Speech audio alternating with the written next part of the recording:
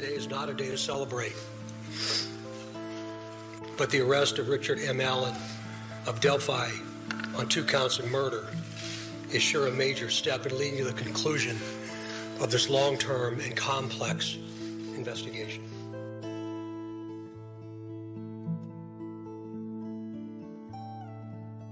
Of this long-term and complex investigation. Of this long-term and complex investigation. Of this long-term and complex investigation.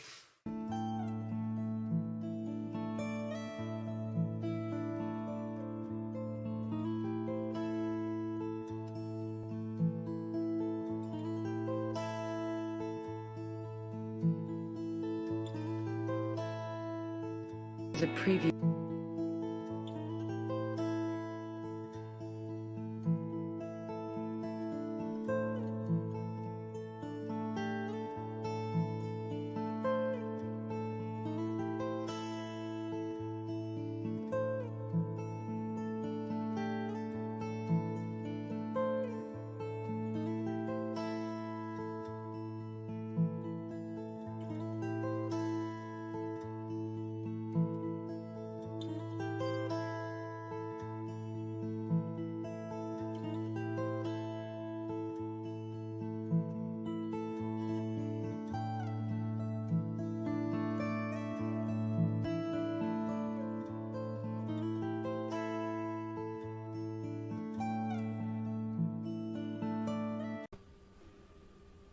What is up, Truth and Transparency? Thank you guys for being here.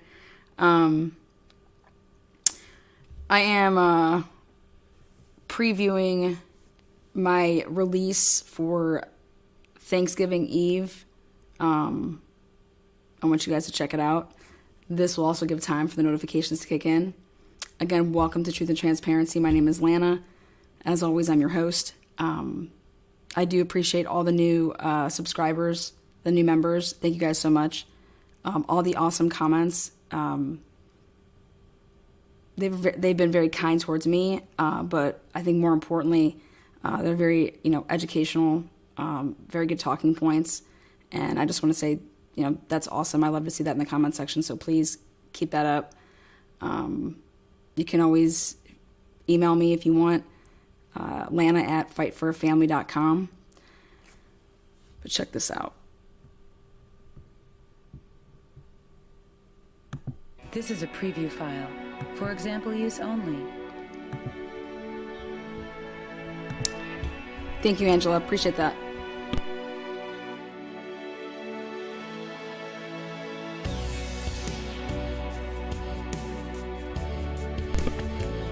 I'm still deciding on my music choice right now. This is number one. This is the number one choice. Use only.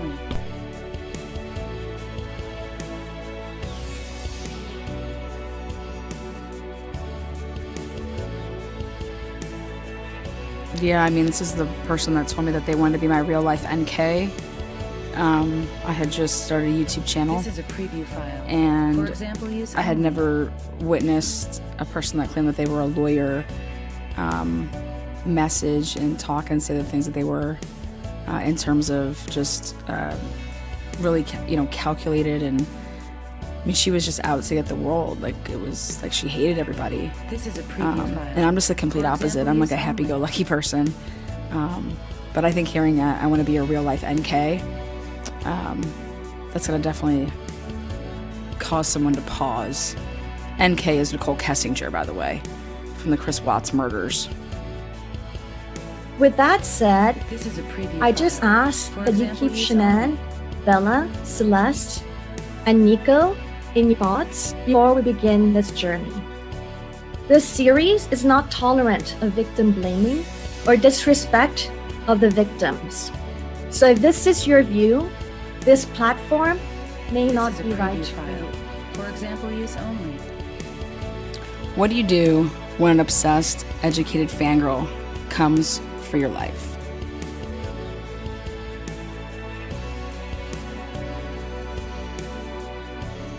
Comes for your happiness. This is a preview file. For example use only. Uses other people to attempt to destroy your livelihood because you told the truth, and the truth was you didn't want to be friends with them. How far will a lawyer go to take advantage of the law and connections to ruin another person out of spite and vindictiveness? I created a nonprofit in the spring, like March 2nd of 2021. This person that goes by the name Nina Narrates, she reached out to me in the Facebook DMs in the beginning of May of 2021. And all my this enemies? Is a preview file. Oh, is that what the title is? For example use only. Oh, well then if that's the case, I mean, shit, we can talk about that. Because where would OJ be? As far as it came to this double homicide. I think that OJ would have been found guilty if he didn't have the team that he had. Transparency. This is a preview file. For example use Sunset Secrets, Season 1, Season 2 recap. Sheldon Jeter Jr., Rachel Dolezal.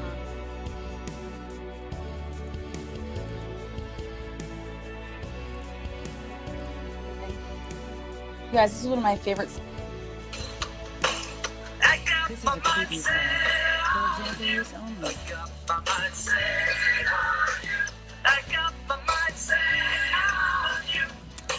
Nina's Padded Room is a documentary of everything that I've endured on this platform, YouTube, since I came out on this platform in March of 2021, and where I was quickly met by this woman, Nina Narrates.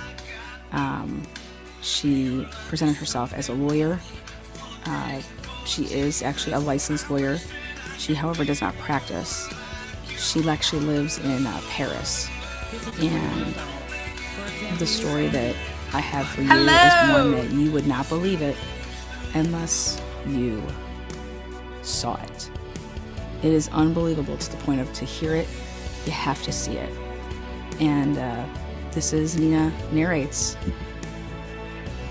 Nina's Padded Room. For example use only.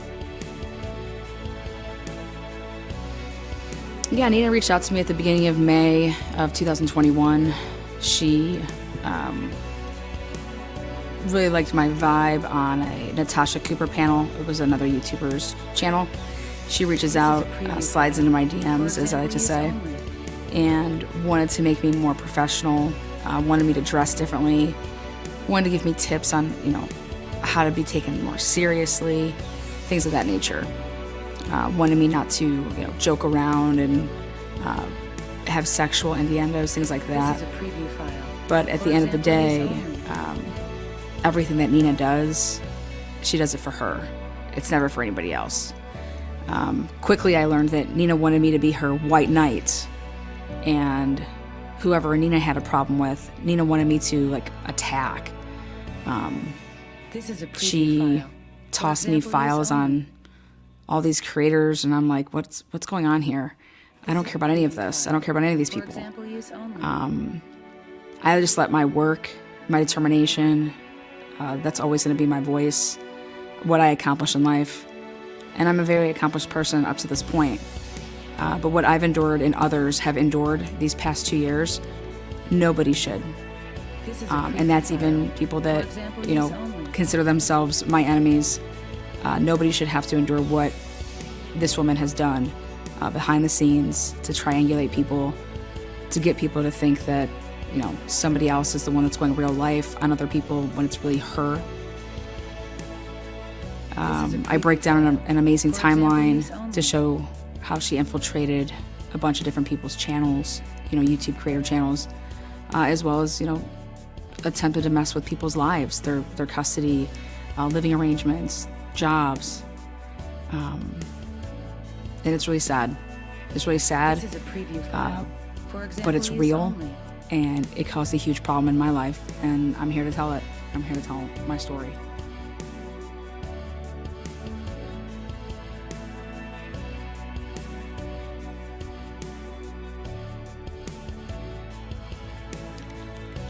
This is a preview I quickly file. realized, For example, use Nina only. wasn't somebody that I wanted around me, my friends, my life.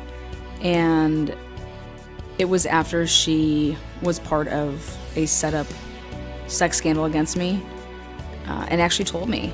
She said that she went to Natasha Cooper, who had this panel, and told Natasha Cooper the day before she did this huge panel that she was basically one of my victims, because they had a thing that said, there's 16 victims. Who are the 16? Where are the 16? And that was on May 26th. And then there was a big panel on May 27th where I got called a sexual predator, horrible names that nobody should ever be called, especially somebody that's none of those things. This is a preview file. For example use only.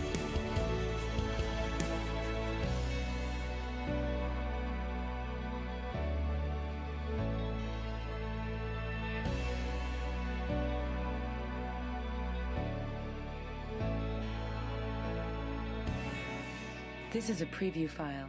For example use only.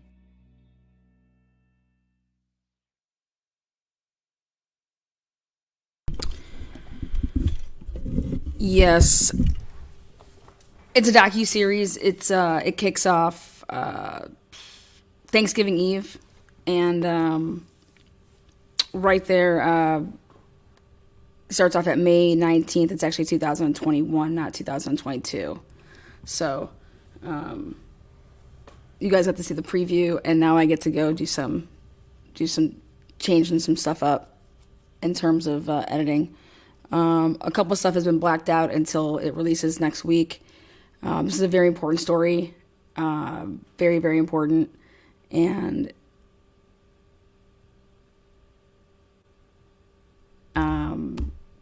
somebody actually that I'm going to court against on November 21st. They need to see this. Somebody by the name of Lindsay, the DeLorean. A lot of people in this community need to see this, and I think it'll be very, very eye-opening on exactly what happened and how I prove it all with timestamps. And it's really, really sad to see what this person has done. They were a lawyer that came to me, started hitting on me.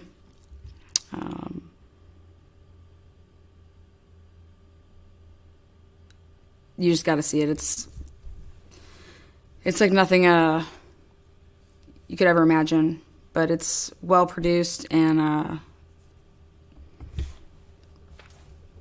I think a lot of people will be amazed at what has happened. And I think that if anybody thinks that this is just about me, it's not. This is about probably 30 people. I'm not the only one that this person has done this to, and they're a lawyer. They have a law license right now in the state of California. They don't live in this country, though, right now.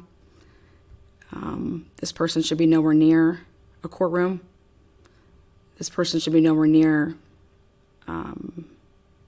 civilians. And when I started covering the Delphi case, which is very recently, and, hearing about Anthony Shots and, like, this catfish account and hearing about, messages and stuff like that, it really, this type of stuff that people are doing online can lead to very, very bad things. And so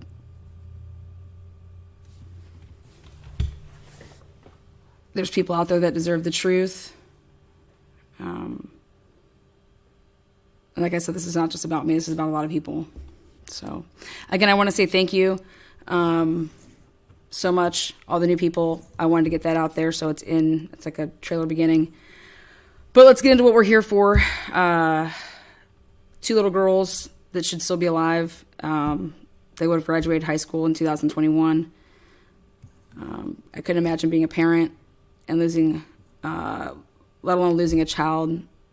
But then every single day you're living life in the eyes of the media. Like, it's just, for people to think that you did something to your kid, that's complete strangers.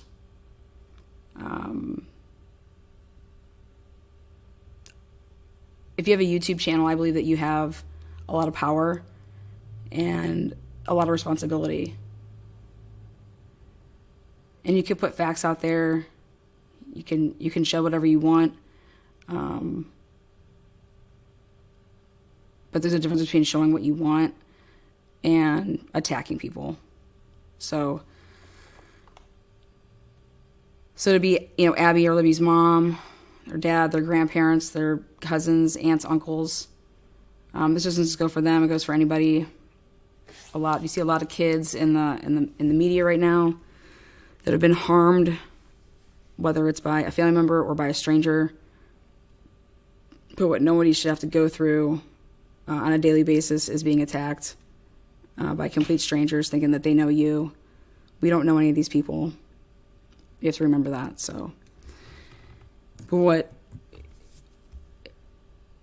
if you are fascinated with true crime because it has to do with the mind, or whatever it may be that drew you into wanting to hear about cases and stuff like that, at the end of the day, this is not TV. This is real life.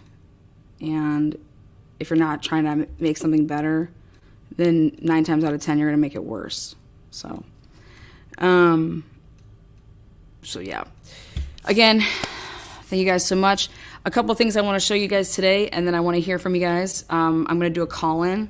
So trust me, my number is out there everywhere. So look at that. If you want to do a call-in, I'm going to drop the link, and I'll just have you come up if you want to ask questions or whatever. You have to authenticate yourself. I won't be allowing anybody up here to ask anything or be part of something for a couple minutes. Like I said, it's just if multiple people want to do it, it's not to stay up on panel or anything like that. It's if you have questions and stuff like that, you want to hear from the other audience members and stuff like that. But let's see. Let me put up this video. This video is 16 minutes. I went back and forth on whether or not I was going to play it. The reason I said yes, I am, is because it might be triggering for people to see or hear, but it's about, it's the facts surrounding the case. If you guys were here yesterday, you guys got to hear from Anna, and it was her 2020 September 30th interview.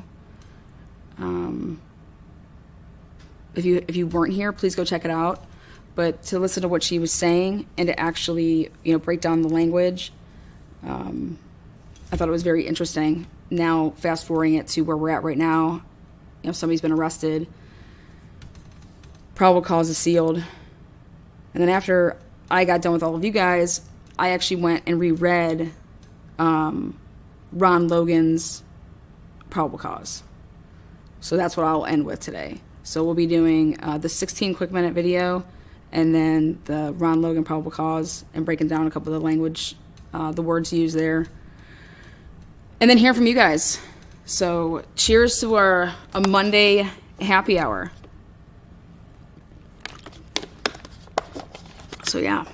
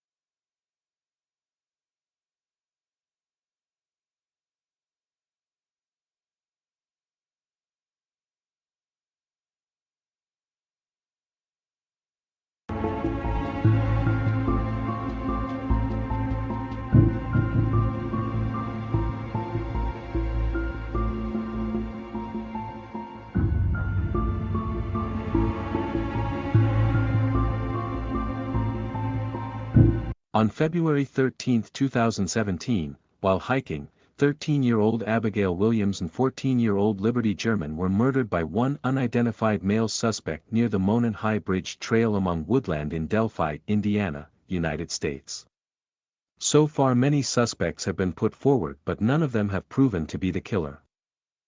On December 6, 2021, a public information officer with Indiana State Police announced the discovery of a fictitious online persona Anthony Shots. It belonged to a 27-year-old man named Keegan Anthony Klein of Peru, Indiana. At the time of the announcement, Klein was being held in the Miami County Jail for 30 alleged crimes including child exploitation, possession of child pornography, child solicitation for sexual intercourse and obstruction of justice. Liberty German and the other underage girls who communicated with the Anthony Shots profile thought they were communicating with a handsome successful model, unaware that behind the fictitious model facade was Keegan Anthony Klein. Klein set up the fake social media accounts, in which he misused model photos of Vince Kowalski from Alaska by the fictitious name of Anthony Shots, to catfish potential underage victims using Instagram and Snapchat. One of the girls he chatted with on Snapchat was Liberty German. Keegan Anthony Klein said that he should have met up with Liberty German as the Anthony Shots character the day she and Abigail Williams were murdered. If this is correct, it is likely that he had reconnaissanced the terrain in the Monon High Bridge Trail area before arranging to meet up with Liberty there.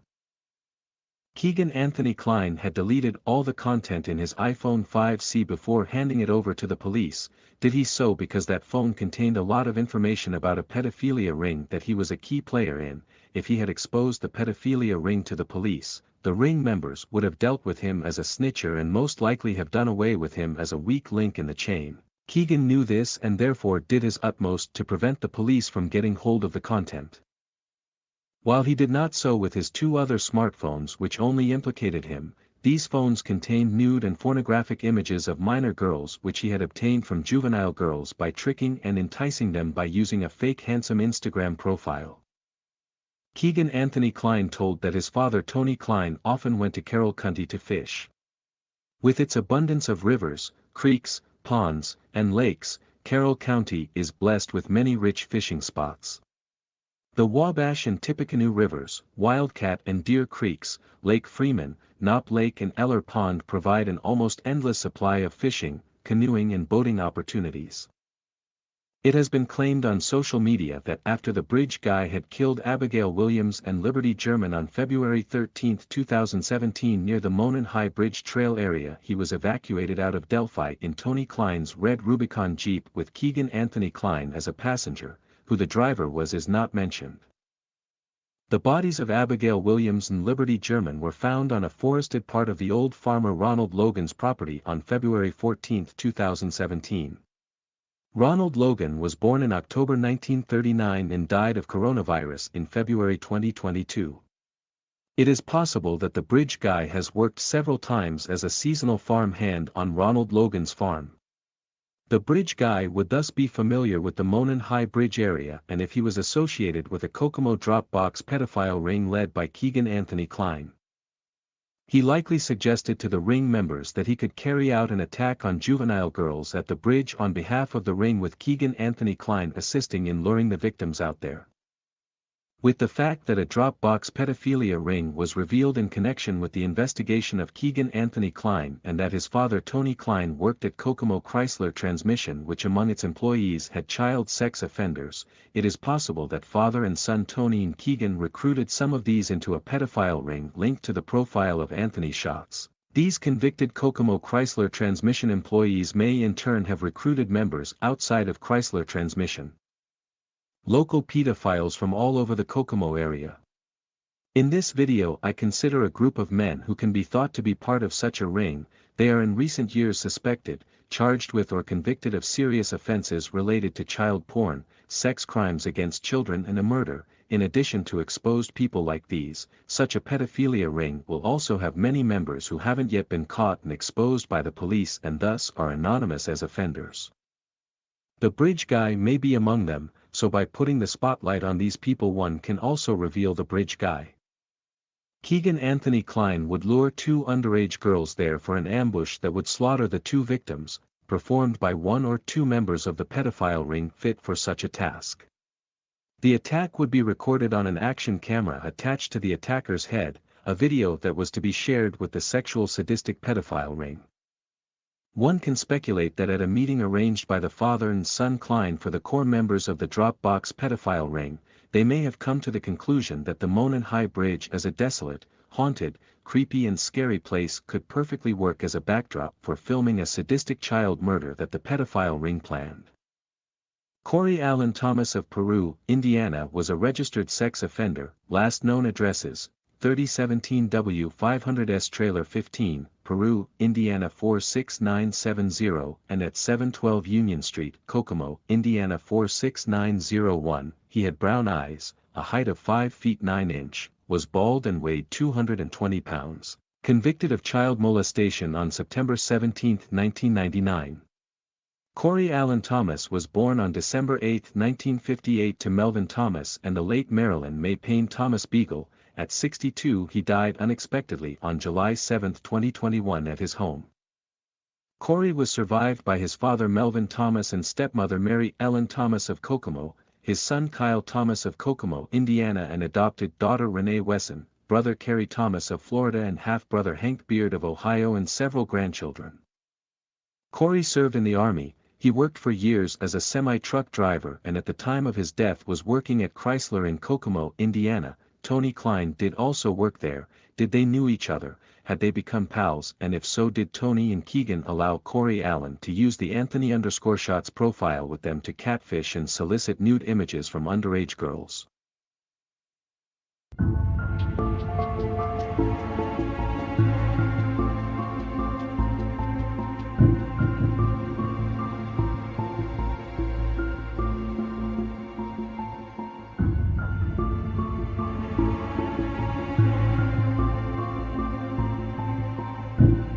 Bo Engel, a 38-year-old teacher at Tipton High School in Indiana, faced multiple child sex charges on April 18, 2017. Nearly 2 years after school officials first learned of his sexual relationship with a minor female student, police arrested him on child seduction charges. Engel told police he and the girl had dozens of meetings at his Howard County home and in his office at the school since 2015. Engel faced 12 counts of child seduction charges, each of which carries a potential of 1 to 6 years in prison and a $10,000 fine. February 16, 2017, Kokomo, Indiana.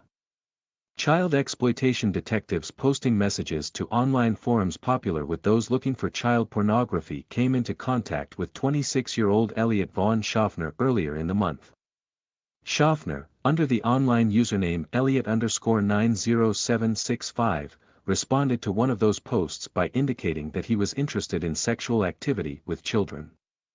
At one point the undercover officer asked Schaffner if Schaffner had young children, at which point Schaffner said no, but indicated that he was sexually active with a 5-year-old female child.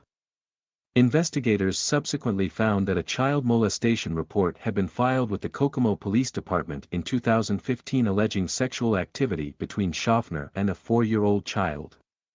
No charges were ever filed in that investigation.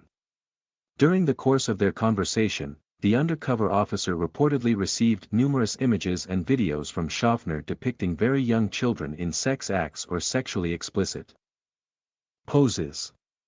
At one point, Schaffner reportedly said he would have access to the 5-year-old soon and would try to photograph her or have sexual contact with her.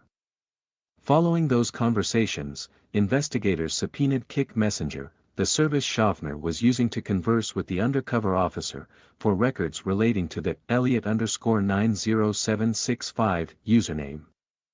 They then subpoenaed the IP address used frequently by that account, which led them to Schaffner's residence in Kokomo, Indiana.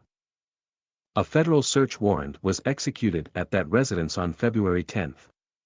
Inside the home, agents found a cell phone, USB drive and laptop all containing pornographic images and videos of children. In an interview with police, Schaffner admitted to sending the images of child pornography to the undercover officer. Schaffner was subsequently taken into custody on federal charges of possession and distribution of child pornography. a Kokomo teacher accused of child exploitation and possession of child pornography. Brian Lee Jakes, 49, was arrested on April 23, 2021 and charged with 14 felonies in Howard County, including 10 counts of possession of child pornography and 4 counts of child exploitation. Kokomo School Corporation officials confirmed that Jakes had been placed on leave following his arrest. Jakes was one of 4 kindergarten teachers at the Elwood Haynes Elementary School. The Kokomo Police Department began investigating Brian Lee Jakes in February 2021. On April 13, police obtained a warrant and searched Jakes' home on Arundel Drive, where they seized digital devices. The next day, Jakes was reported missing, and on April 15, Howard County Sheriff's Office deputies located him near 1200 West and 100 South. Police said Jakes sustained self-inflicted injuries and was transported to a hospital in Indianapolis for treatment. On April 23, Jakes was released from the hospital and taken into custody. On February 16, 2017 in Kokomo, Indiana, Kokomo police captured a man considered one of Howard County's most wanted fugitives. The Kokomo Police Department Drug Task Force and K-9 unit conducted a traffic stop in the 1800 block of East Markland Avenue Wednesday evening. They found Gabriel Sebastian Ellis, 40, in the back seat of the car with a 16-year-old girl who had been reported as a runaway. Ellis was arrested on a warrant for child exploitation and possession of child pornography. During the search, police located a firearm and methamphetamine. Ellis was also charged with dealing methamphetamine, possession of methamphetamine, child exploitation, and felon carrying a handgun. The 16-year-old was transported to the Kinsey Youth Center.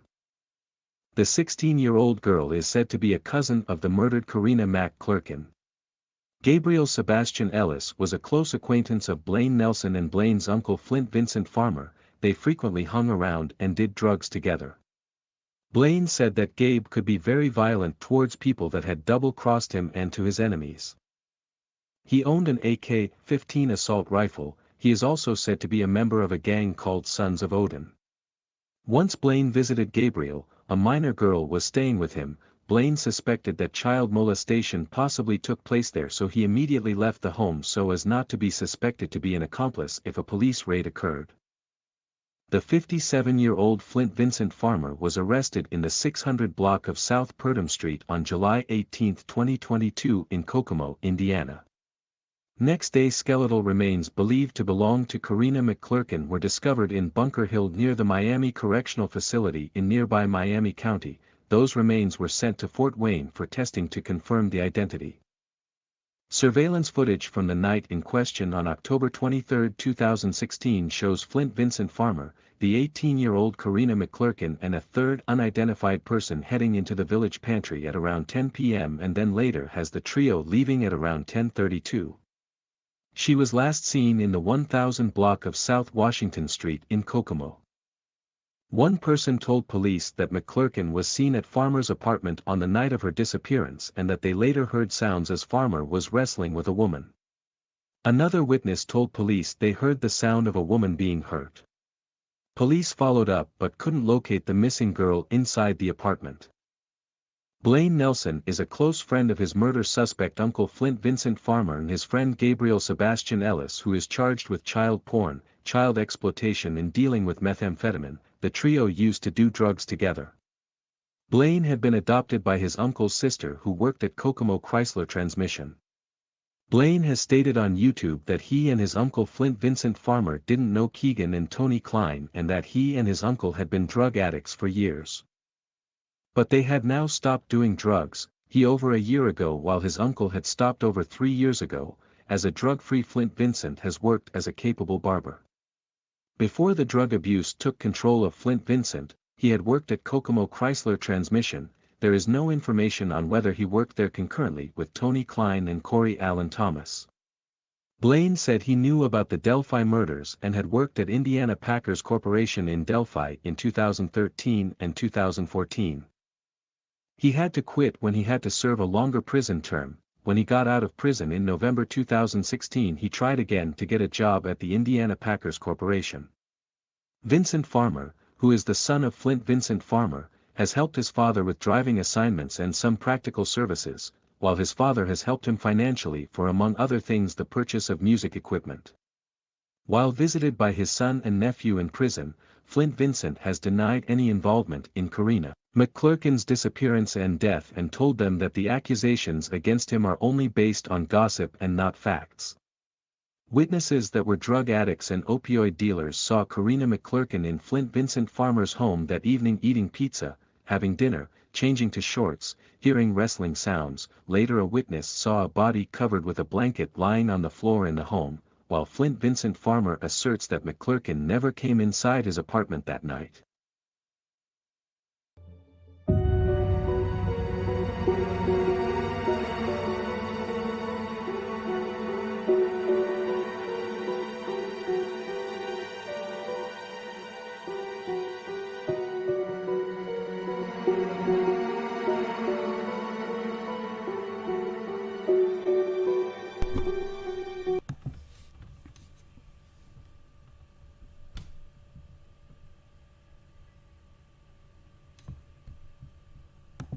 A preview file. Okay.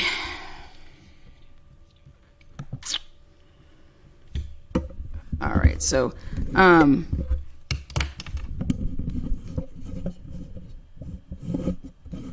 again, the only reason that I considered and played that video is due to the police, law enforcement, saying that when they interviewed Keegan Kline August 20th, that due to him and his devices, it has led to one of the biggest child rings that Indiana has ever seen.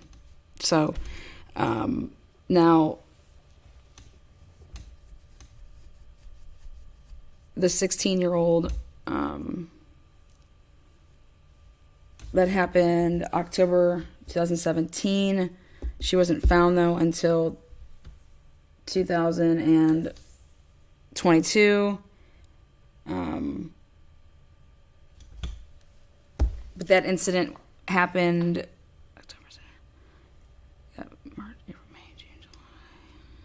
like 7-8 months afterwards. You got all these guys. They've all been arrested. Their DNAs are in the system. Not one of these has popped. After listening to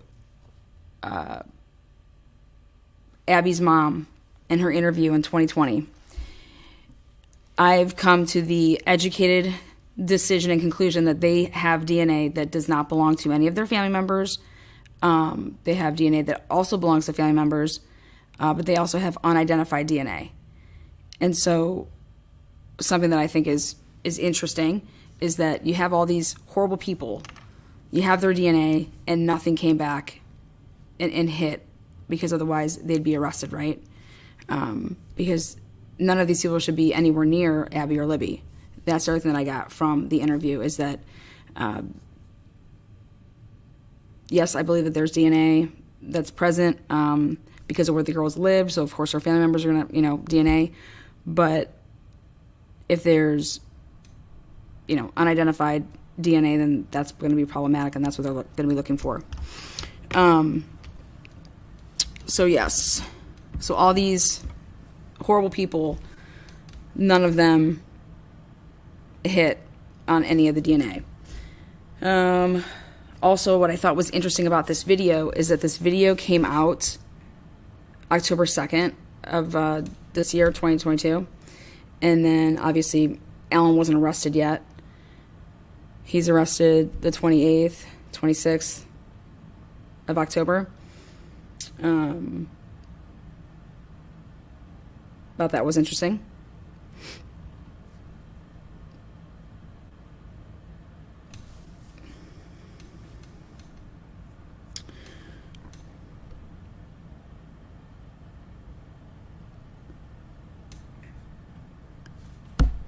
I'd want to see where they say that they have 11 markers only. So if you have that, here you go. Atlanta at Fight yourfamily.com.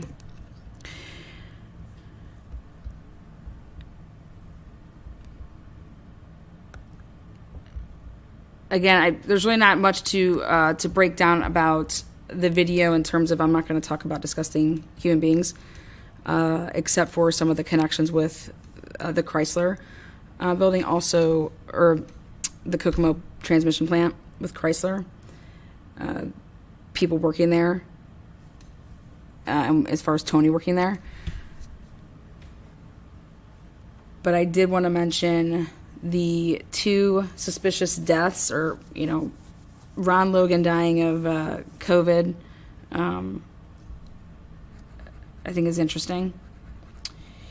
Also, one of the guys that you just saw, he had a suspicious death. Interesting. And last but not least, one of the guys was obviously arrested, and it wasn't just for any of the kid stuff. It was for actual, murder. So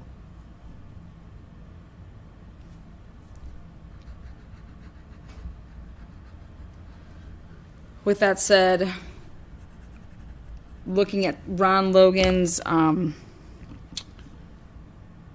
report that came out, let me grab that.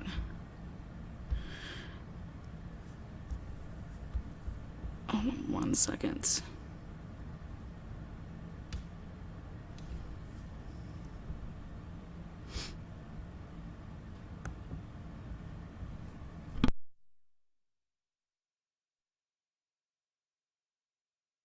I want to say hi to all the new people. Thank you guys for joining in. I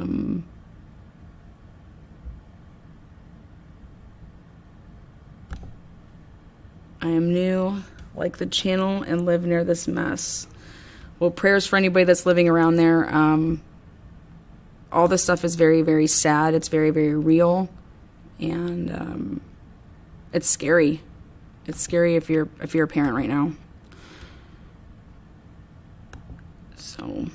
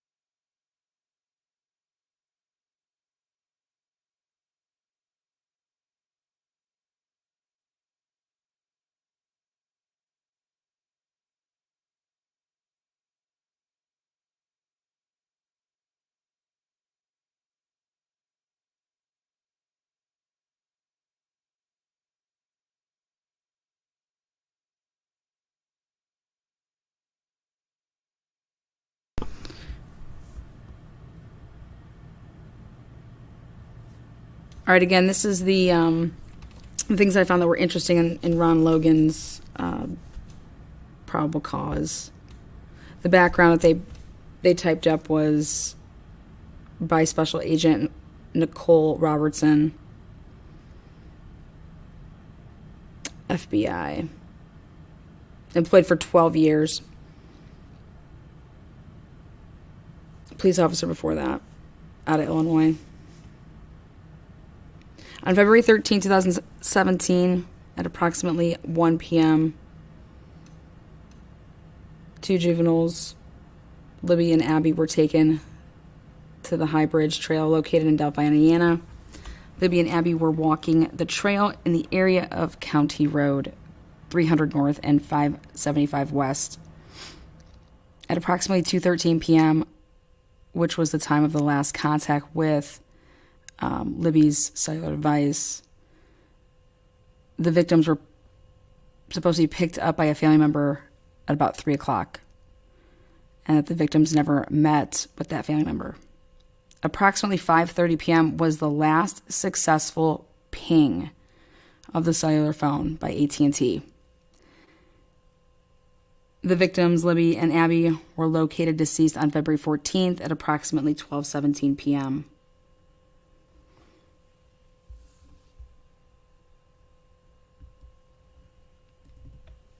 They actually give the exact, latitude and longitude. And the first thing that I thought was interesting is with Alan's charges. We were talking about it yesterday. How it, in Indiana, normal murder versus, okay, they're going to go with felony murder. Well, in Logan's, there's no mention about, they're just going with normal murder. So that's the first thing I wanted to point out. If you guys have ever seen, and I'm sure you guys have, Murder Sheets put it out. So in this probable cause, they're putting down normal murder, not felony murder.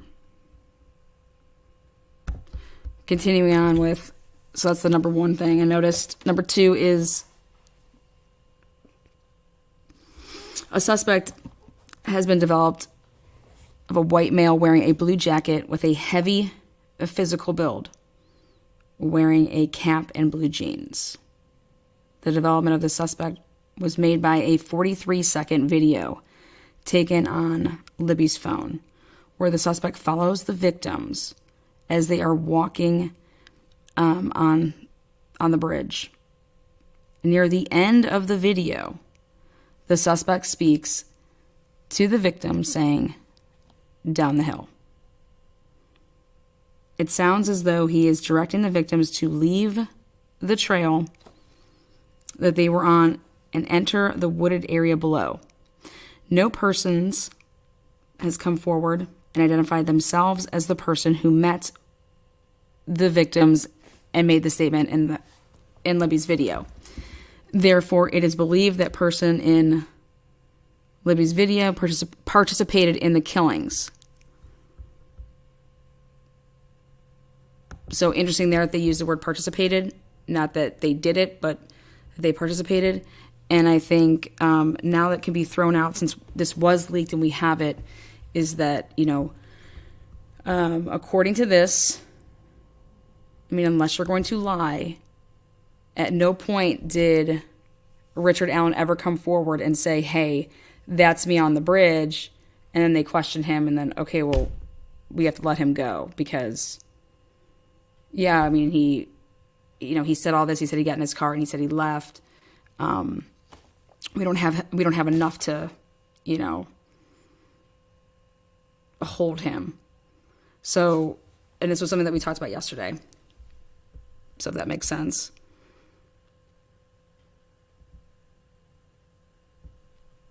Oh, that's interesting there, Andrea. I had no idea that there was a bomb threat.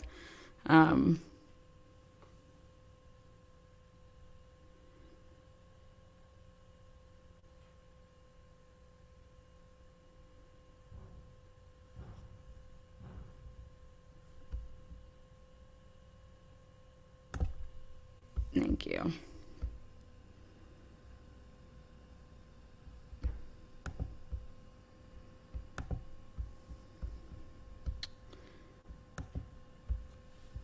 So moving on.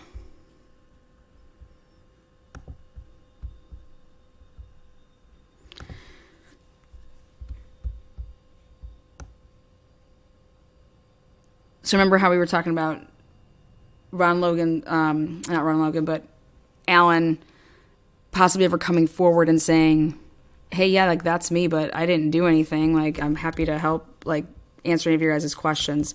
This probable cause is basically saying that nobody has come forward to say that they were that person. And that's what's leading everyone to say, because the bridge guy, and nobody's ever claimed being the bridge guy, that they have to be involved. And I just want to say that I think outside the box, and no offense, but I think it's for that exact reason that I wouldn't want to come forward and say that I was that person, because then you're going to blame me for all of this. And that would scare people rightfully so. So to say that since no one's come forward to claim that they were the bridge person, you know, that they have to be involved, or at least had participated in. Because mind you, this was March 17th, which came after the raid at the Kleins on February 25th. And I think that actually has a lot to do with why they're using the word participated versus saying you are guilty.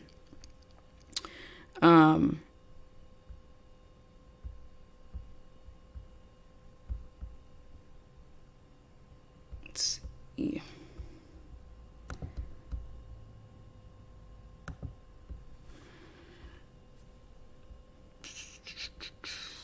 Next thing I thought was interesting. It sounds as though he is directing the victims to leave the trail they were on and enter the wooded area below. What trail were they on, and why do they think that they were on a trail? So what that tells me is that this interaction didn't happen on the bridge. That this interaction happened the gravel part.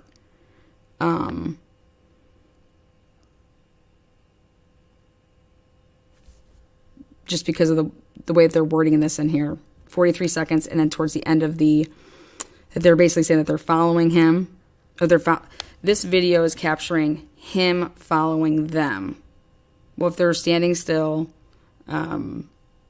taking pictures right there, send a snap at 2:13, then capture this just then thereafter.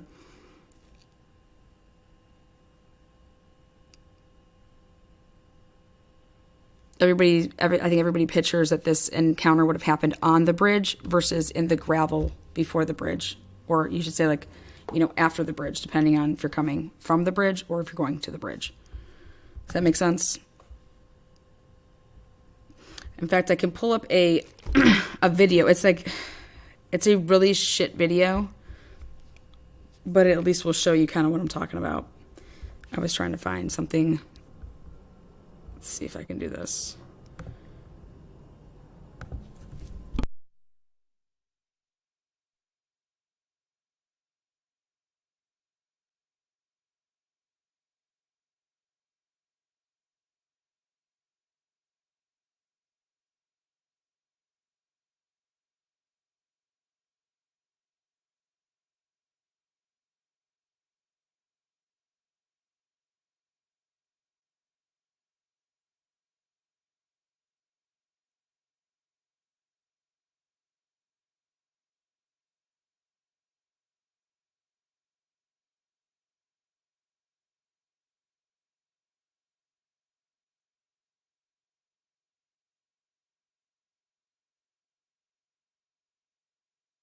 All right, I found a different one I can use, I think.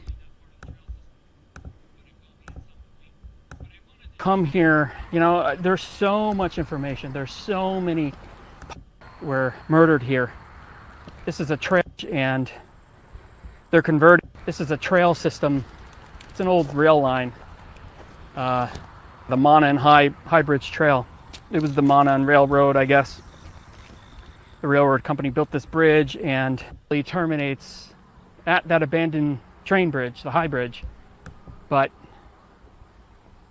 plenty of people go across that thing.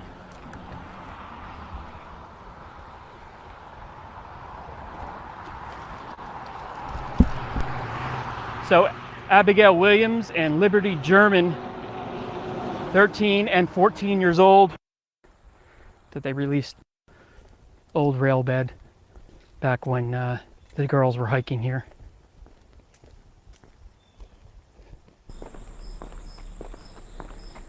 And then they built this really nice, area here. Okay, so back then, though, I do not believe that this was paved. And, I can only speak from everything that I've researched. Maybe somebody else that's actually been there. But in 2017, I believe that it was all gravel.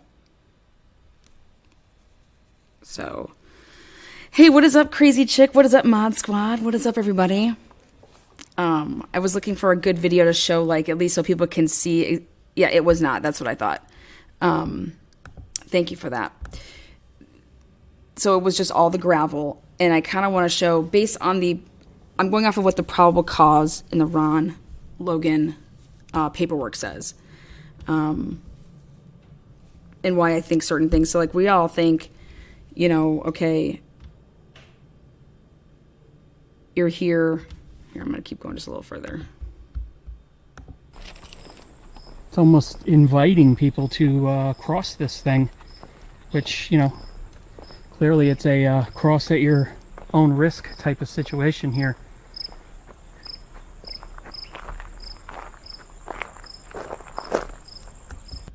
Okay, so first thing is remember we were talking and we were talking about the shoe. So if somebody out there that's watching right now, when everybody's referring to that the shoe is on the other side, are you referring to, if we're looking at the bridge right here down by the water, are you referring to from the side that's away from us right now? Or if anybody knows that, because I went digging for that. I think that if that shoe, I think that's more important that people know. So I'm gonna continue on this just a little bit further. But they use the word trail, okay, like in the search warrant. Near the end of the video, the suspect speaks to the victim saying, "Down the hill." It sounds as though he is directing the victims to leave the trail they were on. Leave the trail they were on. They don't use the word bridge, that they were like on the bridge.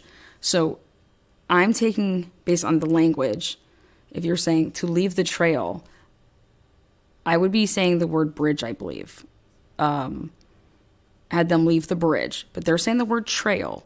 And I think that that's really important, because my picture in my head all the time was just back through here, if I back it up just a bit, that like this little crevice right here by where like the flowers kind of are, like to go down like right like that. And I just don't think that but that's what always I had envisioned until, you know, I started like looking into this case. So let's see. Really, it's a cross at your own risk type of situation here. Also, I think there's a lot of, you know, even like for me, is this a bridge that when you cross it at that time back in 2017, if you're to walk along the bridge, do you have to walk to the end and that you come back? Or is it if you walk across and you get all the way over there, there's more that you can be than over there?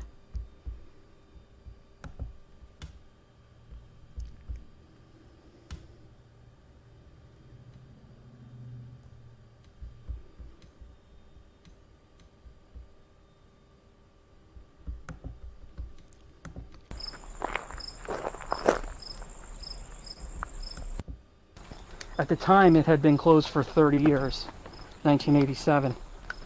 But, so now you're nearing 35 years.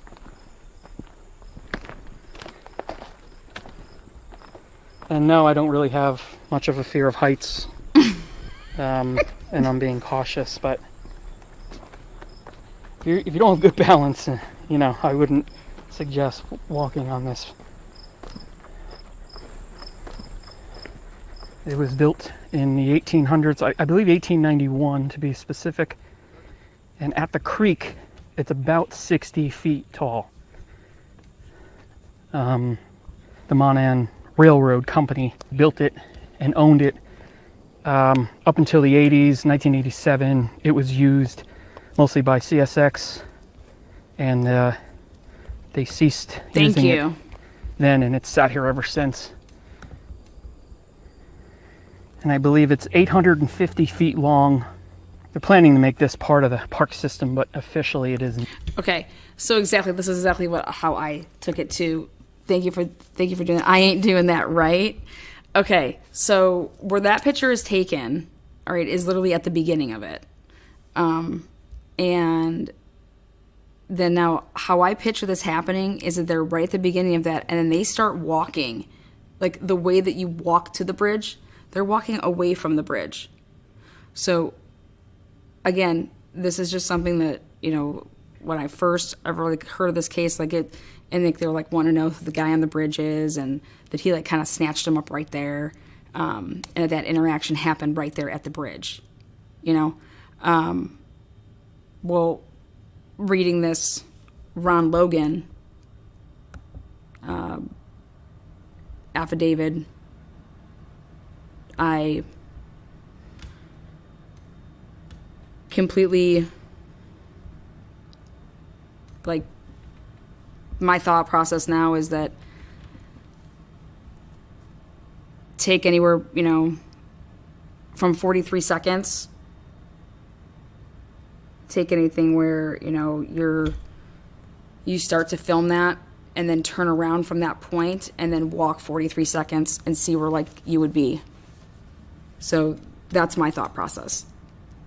Again, would love to hear what you guys think. Let's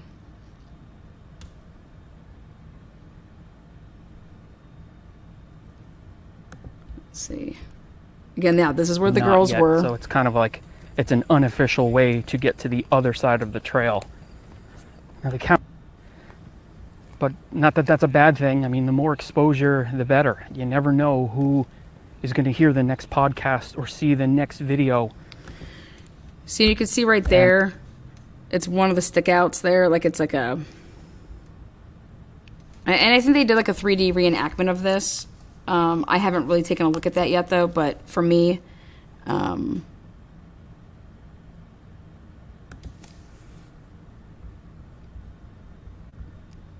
no, you know, say, hey, my neighbor, you know, was up to no good, or, you know, hey, I work with somebody that looks like that, or you never know.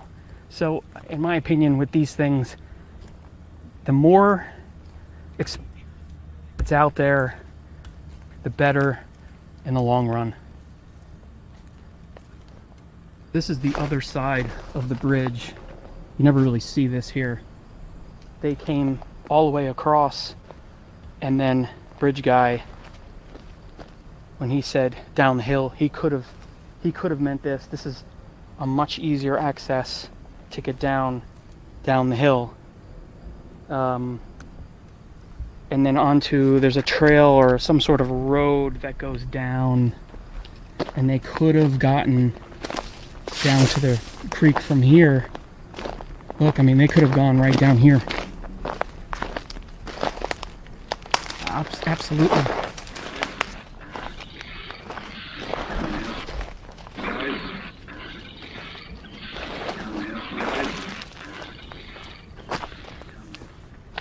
Could they have gone this way? Could they have gone down the hill this way? There's a bunch of trails all through this woods here.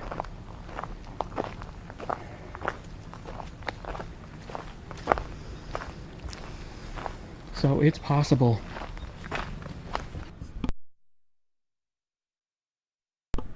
Hold on one second, please.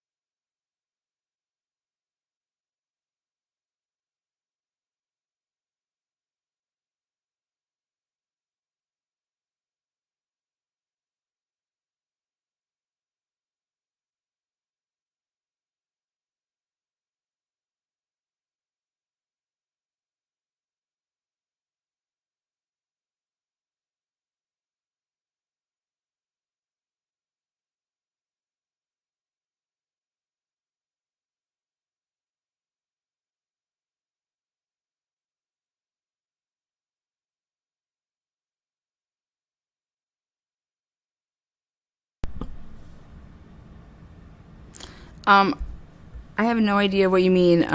Literally in tears right now. I don't know.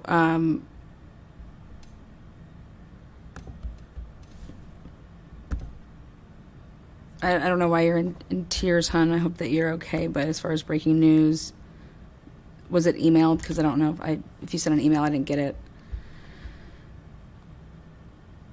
So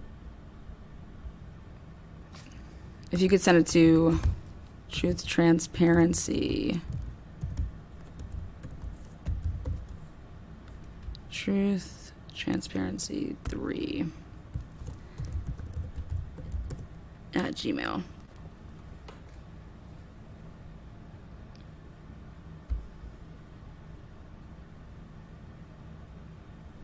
Cut and paste this. You're not able to link it. Sorry. You have to like send it like that. RA has lawyered up. I mean, that's considered breaking. That's so funny. Richard Allen's lawyered up. Let's see. 3 hours ago, attorney appointed to represent Delphi. Let's see.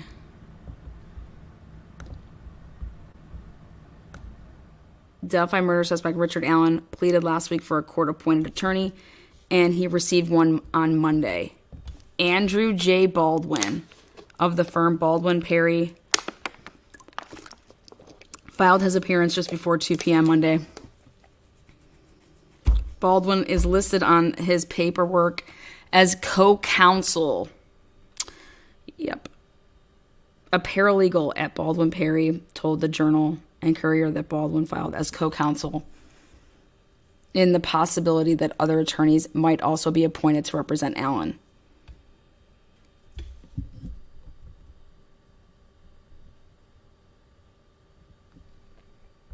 There you have it. So, Richard Allen has a lawyer, and they labeled it as co-counsel, so I'm planning on at least one more to join. So, I'm just in the breaking news. I was expecting someone else to damn be arrested over here, okay? He made contact with law enforcement the day of the murders. Who, his attorney?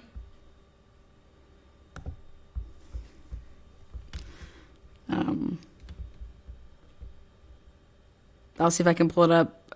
Who did it?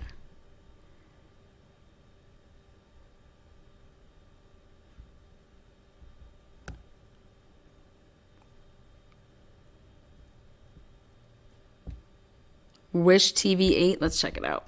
Let's see if I can get Wish TV. You guys know that company Wish where you can buy all that crazy clothing or whatever it is, and it's like made for like a little dog or a cat so small. Wish TV 8. Breaking news. Richard Allen. Let's see.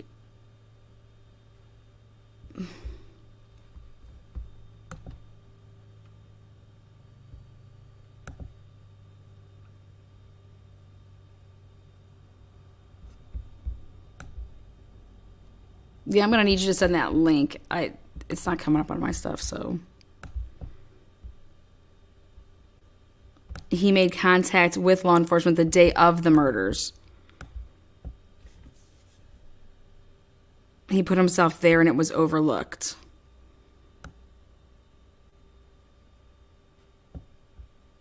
I love when I get my Wish packages 3 months later. That's true too. That is false. The day of the murders, no one knew they were dead. RA told DNR officer he was on the bridge that day but did not see the girls. This was on 2/13.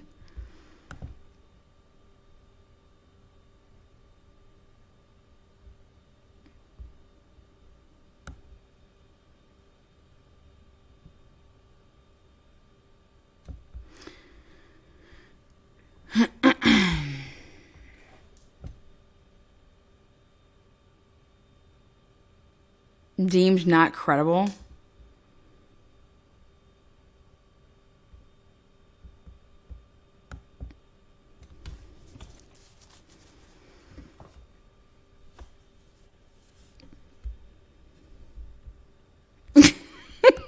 I'm sorry, that's funny. That's what they call it, wish. You wish you get it faster.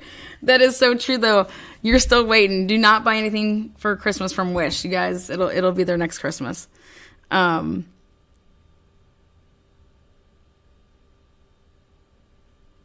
I will say this. When you bring in a bunch of different agencies and stuff's getting through the cracks, because, I mean, who do you go to report whatever you need to report? You just think you're going to go down to the police, the police station. Here you go. Like, no, you need to go. We have a command center for that. You go over here to the, but probably early on, that would have went to, I mean, how quickly would the FBI? There's no way. What do you mean on 213? Was it local news at that point? He contacted a ranger or whatever that day. But how does that lead to his, arrest? Probable cause to hey, this guy told us that he was there on that day. Did they mean it that, and it came out before anybody even knew that the girls were missing? Is that why it was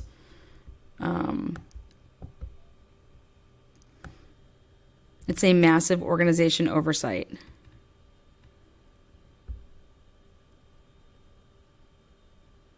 There was no link in your email. Sorry. Let me just play this while I'm trying to figure that out. So this is what you're walking on when you're crossing this bridge. Definitely not in the best shape, but I don't think it's going to fall today.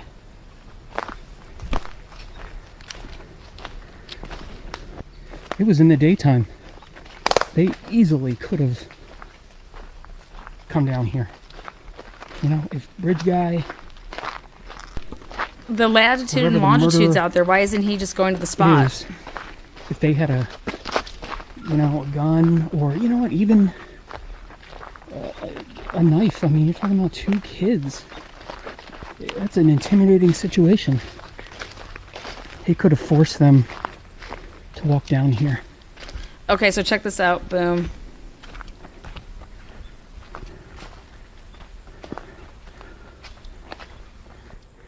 Now they got So that's underneath it. dropped off at about 1:30 or so by Libby's sister. And I believe the plan was for her father to pick them up. I just think that he said, hey, I'll be there around 3. I'll call you or I'll text you. See, that actually goes with, if he said he was there on the bridge, that actually makes sense for me, as when everyone's talking about how does his wife, like his wife's over here, like, well, he went and told them that he was on that bridge. You know what I mean? That's how I think. Now, when you look at the wife, it's like he went and told them that. So now, how do you want to look at the wife in this aspect? And I'd be like, yeah, I mean, hey, I told him I was there. I mean, they said that it wasn't me, or, but I think that changes up a lot of things as far as I'd be, people that want to put her on the chopping block is, I mean, come on. And then it could also just be like a thing like, well, I went and told him that was me. And you think you're going to be running around town, be like, yeah, I mean, Richard told him that's been them all this time. I mean, I don't know what's going on around here. He has an alibi. Well, that's what I think. I think he has an alibi, but now is the alibi lying? I mean, what's his alibi? Was he working? Where was he working?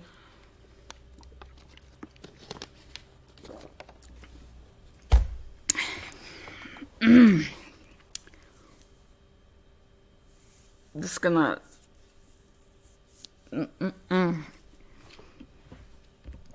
My guess is that since he was in that car with his wife, or he was waiting outside that house, if they asked him, hey, why don't you come down to the station, we can talk, he said no.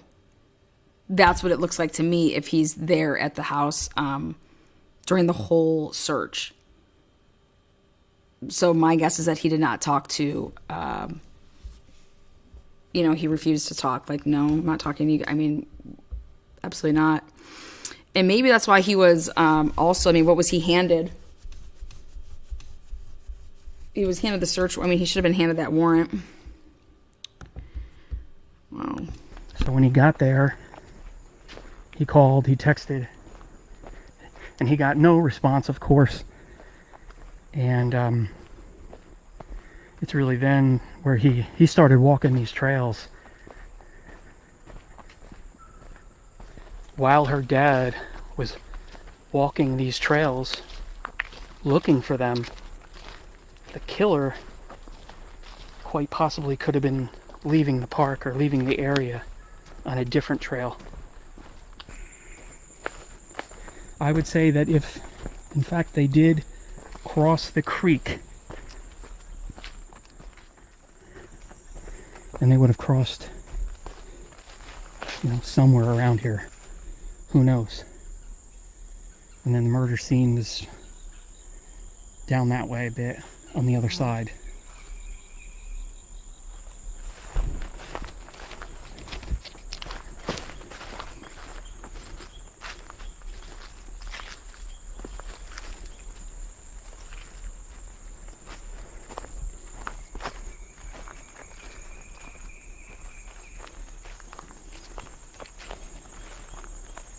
And if you were standing here on that day, February 13th, 2017, you would have seen those girls crossing this bridge while being followed by that man. Okay, I have a question. This is going to be weird, but has anybody ever gone out there to scream and yell and to see how far you can hear stuff? Has anyone ever done that? I don't know. With all the crazies on this case for the past 5.5, years. Just curious, did anybody ever go out there and scream and make a bunch of noise and see?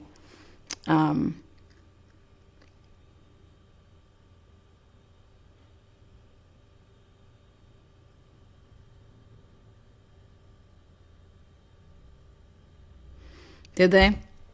I'm just curious that they, what was the distance to be able to hear that?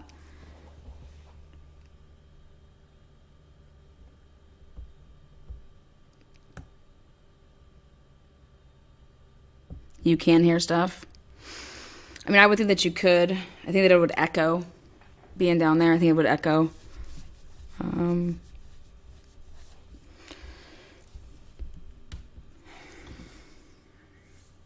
I wonder how much they searched for, as far as a blood trail. If somebody was, because I go back to what they were saying with, in Abby's mom's interview, to say getting lost and then not leaving the other one and be fall down. It's very interesting. My guess is that you would think that you waited this, especially with no leaves on the trees. Yeah, that's true too. That's a good point. You'd think that, you waited this long.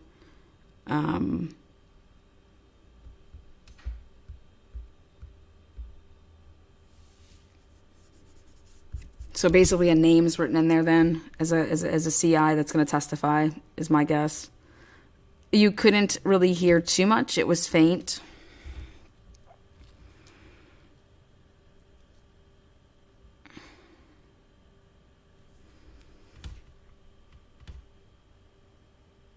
Now it's going to become interesting if he has. If he's a hunter, he has probably a license to. Wonder what he owns guns wise. And I want to ask you guys about this as far as being parents. If somebody was to try to grab multiple people, girls in the situation, staying together, not trying to separate. That is what I thought about the other night going to bed, and what I would tell my kid. And so if it's one person, there's no way that I could, no one's going to shoot you in the middle of like a road. No one's going to shoot you in the middle of a path. You go to a secluded area, like, you're like done. I mean, you see their face. So to stay together, I just think that I would be giving different advice. I'd be telling them to split apart. I would tell them to run apart, or just, like I said, start screaming, standing right there, don't move. If they say move or I'll shoot, let them shoot you right there. They're going to get scared. When you throw somebody off there, they think they're in charge of this gun. Okay, they're going to listen to me. No one's expecting to have to use that gun where they pull it usually on you. So you want to stay wherever you're at when you get a gun pulled on you. Stay in that location. That's my take. Any weapon for that matter.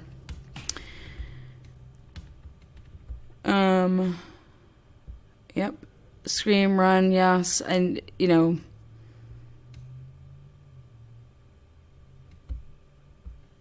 you fight for your life. There is no second location. Dig your heels in and fight. Yep. That's what I would tell my kid. I would say you need to stay right where you're at and you need to go toe to toe. Now I was saying, like, if there's multiple people, like if I was with, another person and there's only one of them, I mean, you can't possibly, if you go opposite ways, I mean, that person can't go unless they're going to go ahead and just start shooting. But that's what they taught us at the bank. Get shot in public so you can get help. Yep. That's, but it sucks to have to have a conversation like that with your kid. But I think that everybody should, because all you hear is the stories that, after something like this happens, you hear, you never think it's going to be you. Well, with all the stories that are circulating, it is going to be somebody. And, we have to now talk about, with our kids about, schools not being safe. And, I mean, how do you talk to a kindergartner about that? Sucks.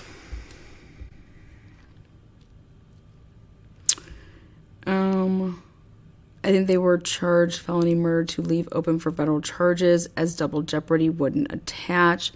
Interesting thought.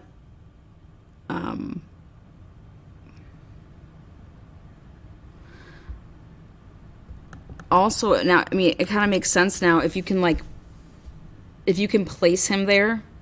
So think about this. If you can place him there, but you're not going to be able to, I mean, he's there, but you don't know, I mean, you can place him there. You can place him there, and I think that makes more sense to me, that they have to go that route because they can place him there. And obviously, the girls were abducted. So we believe that you abducted the girls. And like I said, maybe you didn't do it, but we can at least prove that. And now the girls are dead. So because of what you did, they're dead. That's why I think that they did that.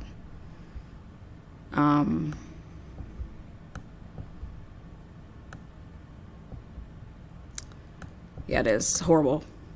Horrible.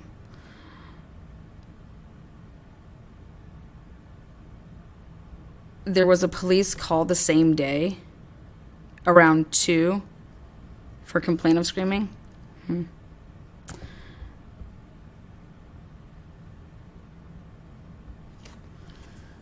see.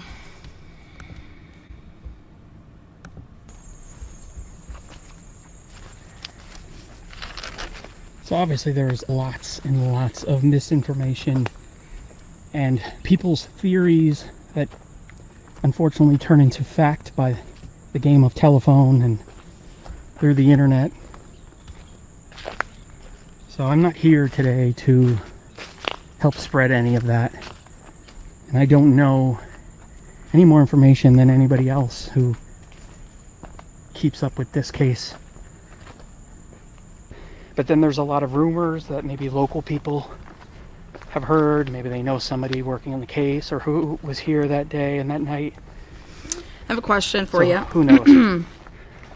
So, think about this.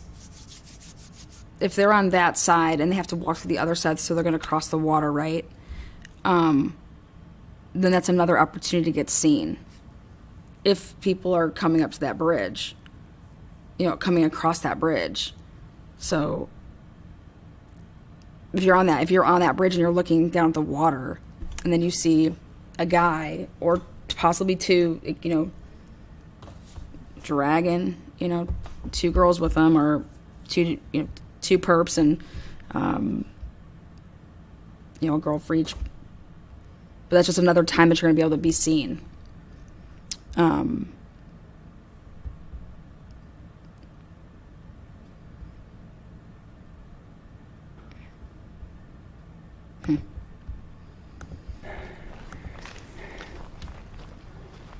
But what I wanted to do is give you a different perspective and show you what this area looks like. What is up, Texas? It's always weird to put yourself in a position where, you're potentially walking the same place that somebody walked before they were murdered, or when you're in that exact location where someone was murdered. Very surreal.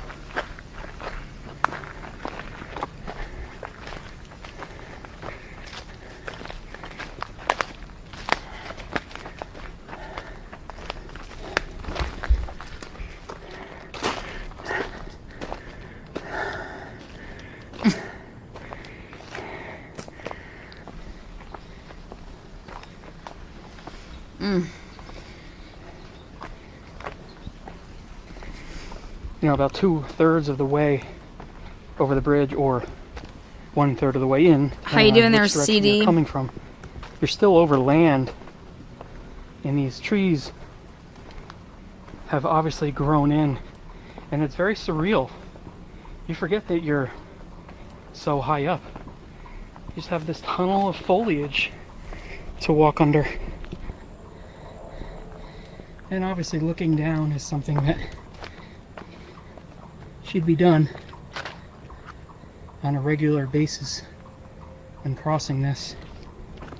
That's most likely the reason that bridge guy was looking down and had such a weird stride, or the way he was walking, because it's a rickety old bridge, and it's not one where you really want to take your eyes off.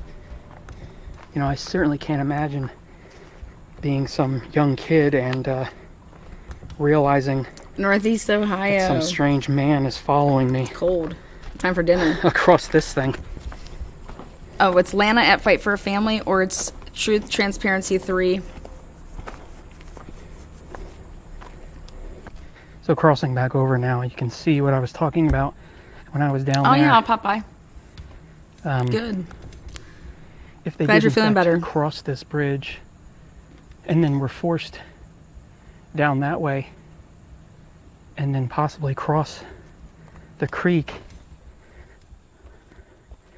it's a possibility, but I think it just would be you have to make it around that bend to the right before you can comfortably get up this embankment. So I think it's more likely that they crossed back over the bridge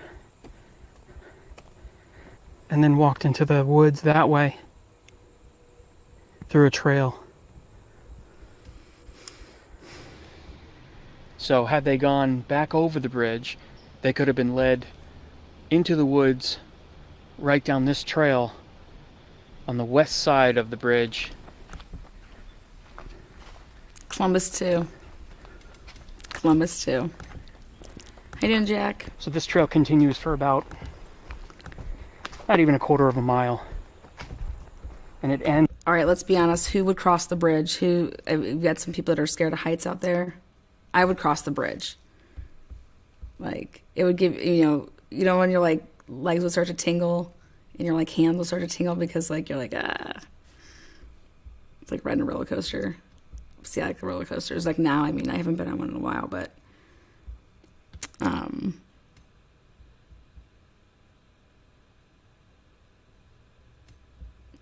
yeah, I'm trying to get that. Do you know where I can get that from? The report that he came. I'm curious, has that report actually surfaced? Did he do like a neighborhood witness statement? Or is it just right now like word of mouth and someone came forward and said that? I'm curious. I can't share a link, but it's on my community page. Oh, it is? Okay, hold on, I'll pull that up then. 1 second. I feel like we're hiking with this guy though.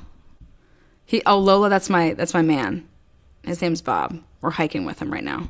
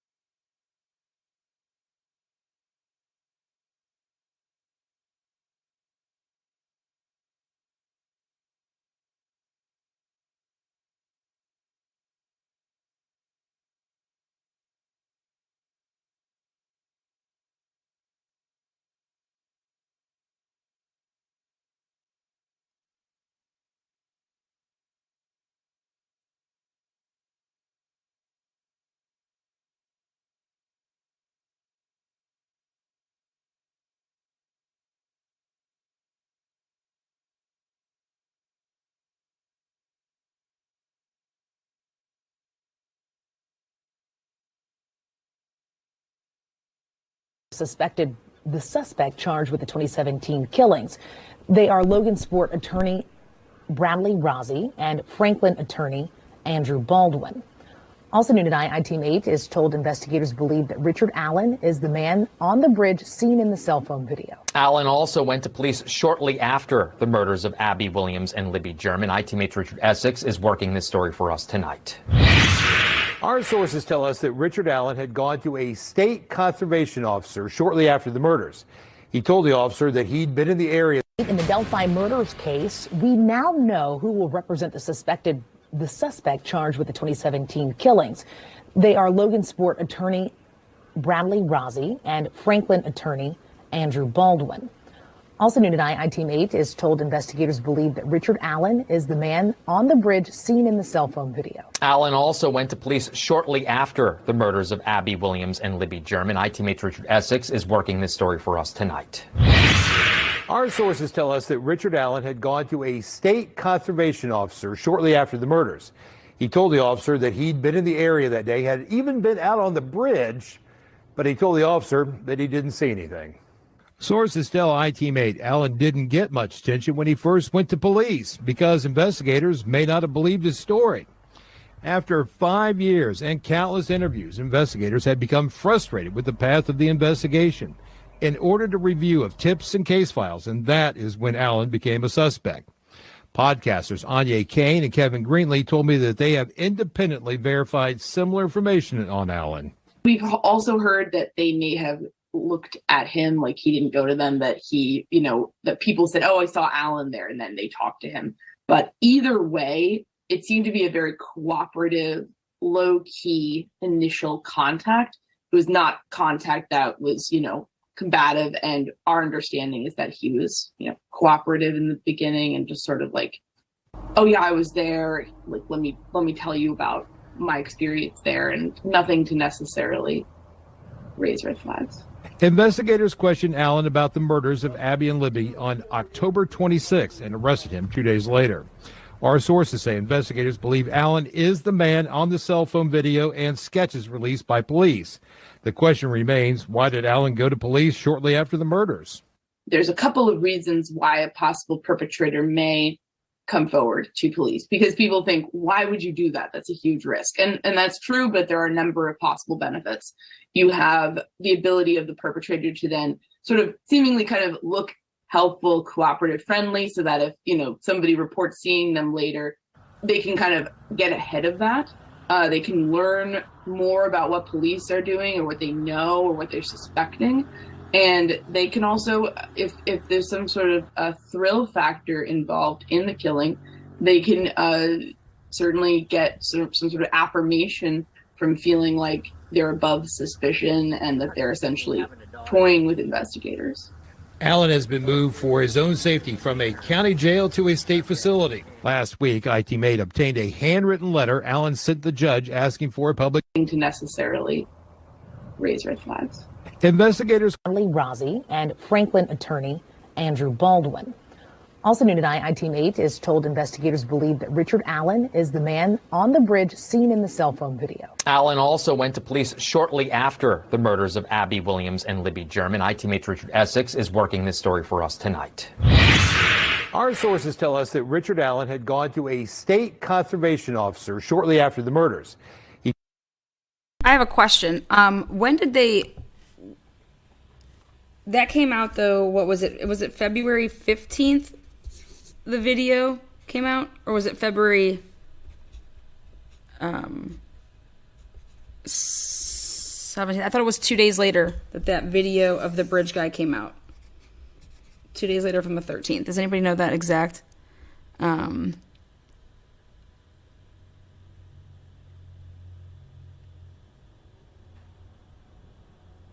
just curious, is when he came forward, did he say, because the way they're making it seem like is he didn't say he was bridge guy, he just said he was there.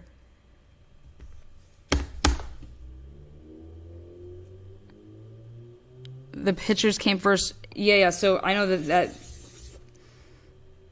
17th, I believe, that was, it was the only pic, though. There wasn't walking, right? But when he came forward, did he say, hey, that's my pic? Or did...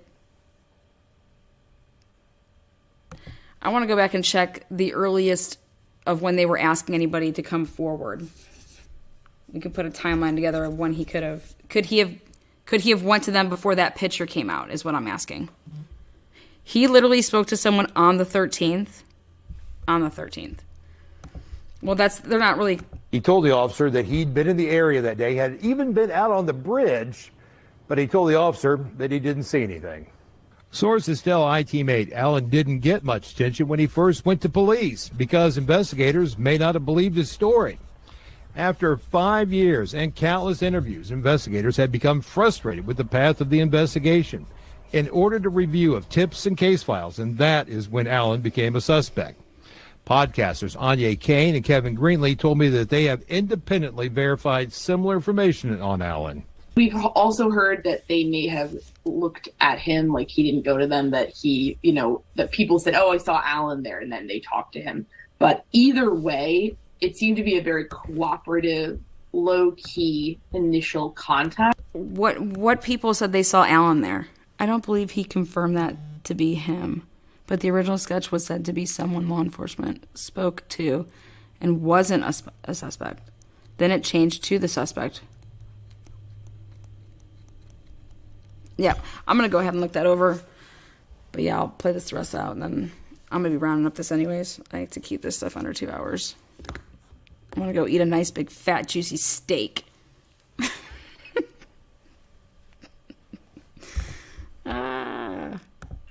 It was not contact that was, combative, and our understanding is that he was, cooperative in the beginning and just sort of like, oh yeah, I was there. Like, let me tell you about my experience there, and nothing to necessarily raise red flags. Investigators questioned Allen about the murders of Abby and Libby on October 26th and arrested him 2 days later. Our sources say investigators believe Allen is the man on the cell phone video and sketches released by police. The question remains, why did Allen go to police shortly after the murders? There's a couple of reasons why a possible perpetrator may come forward to police, because people think, why would you do that? That's a huge risk. And that's true, but there are a number of possible benefits. You have the ability of the perpetrator to then sort of seemingly kind of look helpful, cooperative, friendly, so that if, somebody reports seeing them later, they can kind of get ahead of that. They can learn more about what police are doing or what they know or what they're suspecting. And they can also, if there's some sort of a thrill factor involved in the killing, they can certainly get some sort of affirmation from feeling like they're above suspicion and that they're essentially toying with investigators. Allen has been moved for his own safety from a county jail to a state facility. Last week, IT-Mate obtained a handwritten letter Allen sent the judge asking for a public defender. Today, the judge assigned Allen a lawyer. So, I'll break down this lingo and read some stuff, but from what I'm seeing right now, it's like sources are saying that that's him. I don't think he's ever come forward and said he was Bridge Guy. So,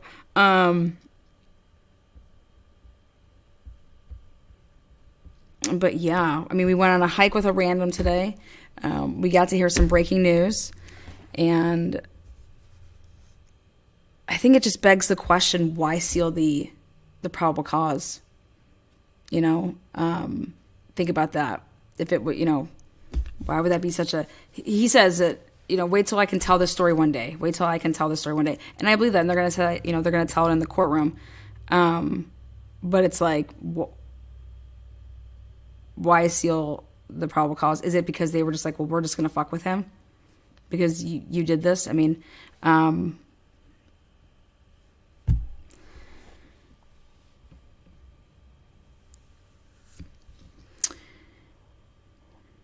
It is possible that RA knew the officer. What's interesting is that, so you're saying that they sat down and they started going through old tips. And let's go back to the drawing board. Let's go back to our earliest, remember that whole thing, we were just talking about the other night, there's 50 people that came forward, basically, so that they were there. How hard would it be to all right, let's look into these 50 people that said that they were there.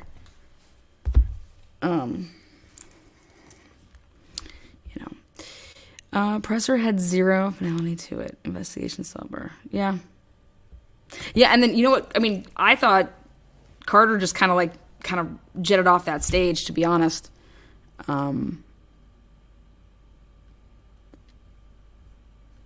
Yeah, I think it's interesting that the way they're charging him. I think that it'll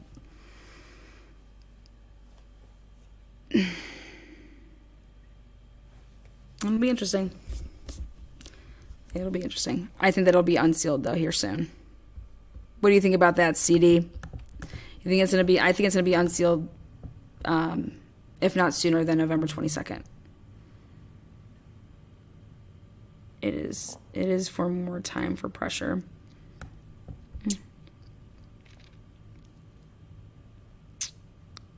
There's two different accounts of that right now. The family was told it was the sketches were from witnesses, but when you go and you listen to law enforcement talk about it, especially the FBI, the FBI states in Ron Logan's probable cause that the sketch came from the video. So, also when you have, even there's going to be telephone, I feel like, through, officers and the different agencies. Well,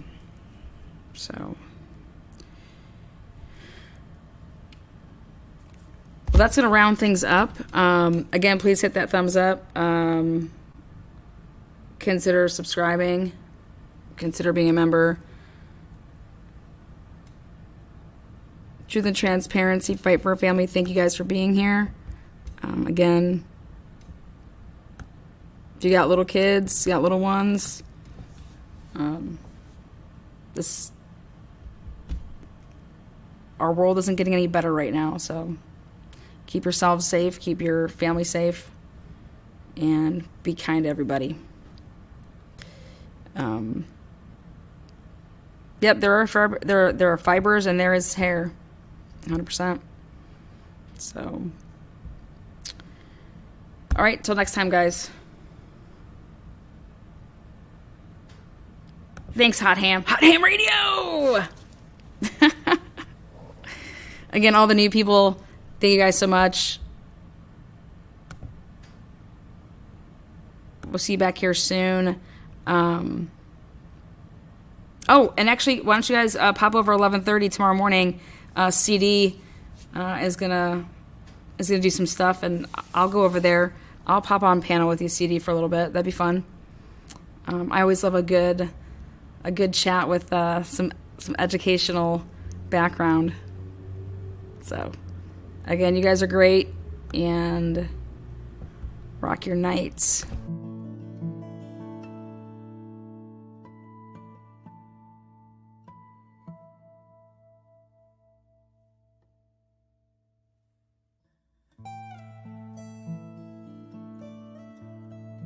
Today is not a day to celebrate, but the arrest of Richard M. Allen of Delphi on 2 counts of murder is sure a major step in leading to the conclusion of this long-term and complex investigation.